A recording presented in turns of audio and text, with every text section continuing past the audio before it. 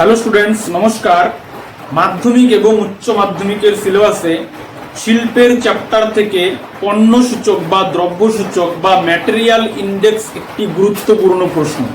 তো চলো আমরা আজকে ম্যাটেরিয়াল ইন্ডেক্স কাকে বলে, এর বৈশিষ্ট্য, এর সূত্র বা ম্যাটেরিয়াল ইন্ডেক্স কিভাবে নির্ণয় করতে হয় সেটা জানবো। তো প্রথমেই দেখো ম্যাটেরিয়াল ইন্ডেক্স বা পণ্য সূচকের সংজ্ঞা। শিল্পে ব্যবহৃত কাঁচামালের ওজন এবং উৎপাদিত পণ্য দ্রব্যের ওজনের অনুপাত বা রেশিওকেই বলা হয় পণ্য সূচক বা দ্রব্য সূচক বা ম্যাটেরিয়াল ইন্ডেক্স। এর সূত্রটি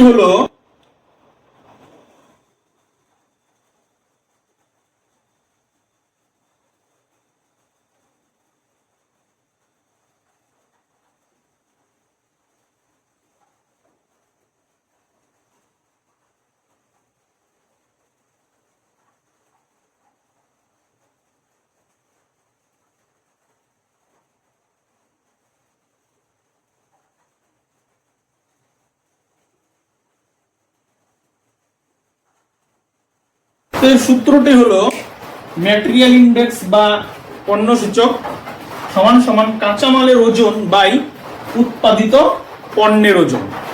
এরপর দেখো এর বৈশিষ্ট্য। তো বিশুদ্ধ কাঁচামালের পণ্য সূচক 1 অথবা 1-এর কম হয়ে থাকে।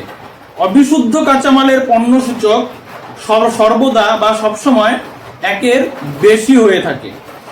এবং পণ্য সূচক যদি 1-এর কম হয় তাহলে বুঝতে হবে যে সেই কাঁচামালটি বিশুদ্ধ কাঁচামাল। তাহলে সেই ক্ষেত্রে শিল্প কেন্দ্রটি কাঁচামাল উৎপাদক অঞ্চলের নিকট বা বাজারের নিকট বা যে কোনো স্থানেই গড়ে উঠতে পারে। এবং যদি পণ্য সূচক 1-এর বেশি হয় তাহলে বুঝতে হবে সেটি অবিশুদ্ধ কাঁচামাল এবং সেই ক্ষেত্রে শিল্প কেন্দ্রটি কাঁচামালের প্রাপ্তি অঞ্চল বা উৎস অঞ্চলের নিকটেই গড়ে তুলতে হবে। তাহলে সেই ক্ষেত্রে শিল্প গড়ে ওঠা লাভজনক হবে।